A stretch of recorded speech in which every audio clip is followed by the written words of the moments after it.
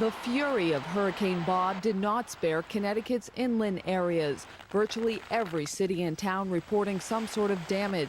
Clusters of trees were caught right in the path of destruction. Down power lines were common sight, leaving many without power. This huge maple is just one of the many trees uprooted during the violent storm. It stopped all traffic on Mountain Road in West Hartford.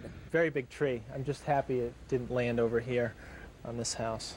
So we're pretty lucky. I'm just glad no one got hurt with that tree, and kind of glad the weather's subsiding.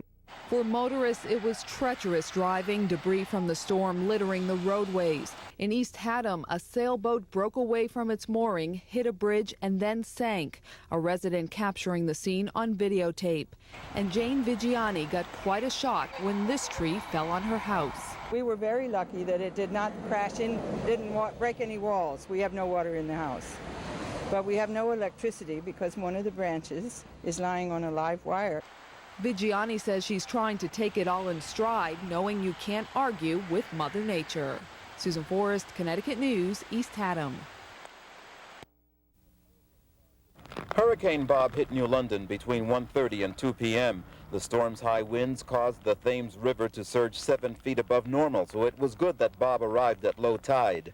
The storm toppled trees all over the city, especially near the beach area. Some of the trees downed power lines, causing widespread outages. Other trees missed wires but blocked major streets, causing cleanup crews to move with urgency. An emergency shelter was opened at 9 this morning. Some 50 people sought refuge, most as a precaution, some out of fear. We live on a third-story apartment, and it started shaking, and I wanted to get them to safety. Whoa, you must have been scared.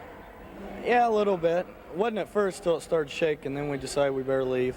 Fear seemed out of the question for the children. It's fun. I like it a lot. Really? But if I was out there and I had my bathing suit, I would go swimming in that deep water. City officials did fear what the hurricane might do. They were relieved at what did not happen. We haven't had any reported injuries connected with the storm at all. And in fact, our incidence of injury with Gloria was very small. We just spoke about that, and we believe that in comparison to Gloria, this is really insignificant as far as New London goes. The damage is significantly less here, and we were pretty lucky.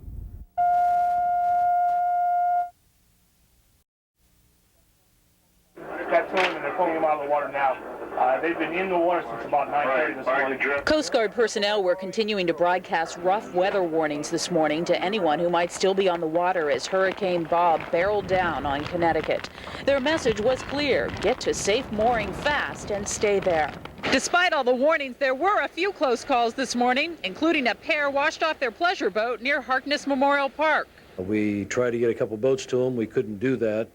Then we tried to get a rescue swimmer out, but by the time we got on scene, they had been blown ashore. Fortunately, that incident was the exception, and most heeded the warnings and common sense to stay away from the water. The height of the storm in New Haven saw 6 to 8 foot waves and wind gusts up to 60 miles per hour. Luckily, the surges did not hit at high tide when flooding could have been much worse. Damage seems to have been limited to minor flooding and downed trees. While that cleanup kept many homeowners busy in the hours after Hurricane Bob, some took advantage of the unique post-storm weather to catch up on, would you believe, a little windsurfing? There's no wind during the summer. This is the best wind we get, you know? You look for the tropical storms.